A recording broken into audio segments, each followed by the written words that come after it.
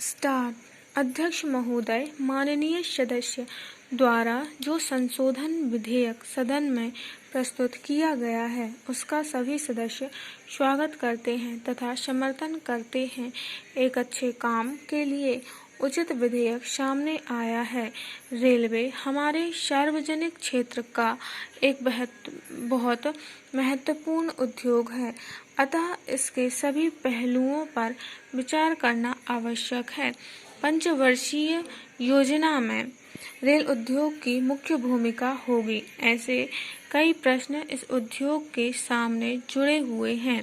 जब हम इस दृष्टिकोण से कई पहलुओं पर नजर डालते हैं तो हमें चिंता होती है।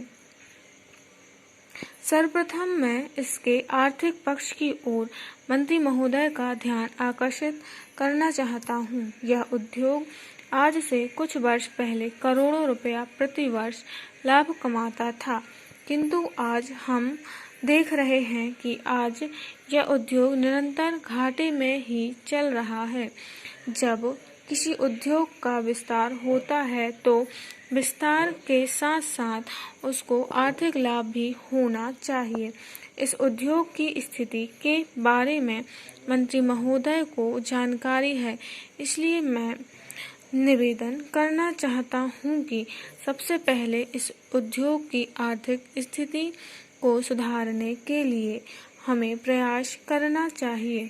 किसी भी उद्योग की आर्थिक स्थिति कमजोर हो, उसमें लगातार घाटा होता रहे तो इस तरह से उद्योग चल नहीं पाता है। अब मैं पिछड़े क्षेत्रों के विकास के संबंध में आपका ध्यान आकर्षित करना चाहता हूँ।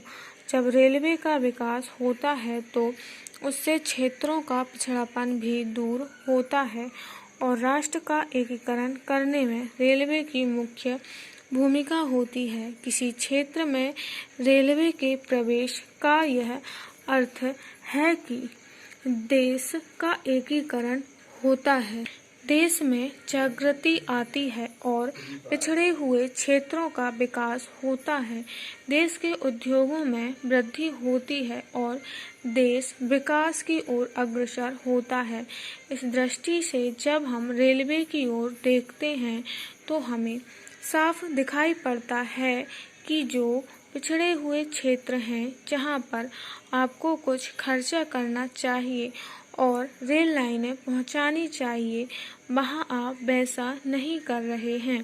दूर दराज के क्षेत्रों में, जैसे पहाड़ी व रेगिस्तानी क्षेत्रों में रेलवे लाइनें बिछाकर उन्हें देश के अन्य क्षेत्रों के साथ जोड़ा जाना चाहिए ताकि उनमें औद्योगिक प्रगति लाई जा सके और उनके पिछड़ेपन को दूर किया जा सके। इन क्षेत्रों में रेल के आने से वहां के लोगों को रोजगार के अवसर भी मिलेंगे। यदि हम इस पर गंभीरता से विचार करके कार्य नहीं करेंगे तो जो हमारे देश के पिछड़े इलाके हैं उनका विकास नहीं हो सकेगा, उनमें उद्योग धंधे नहीं लग सकेंगे।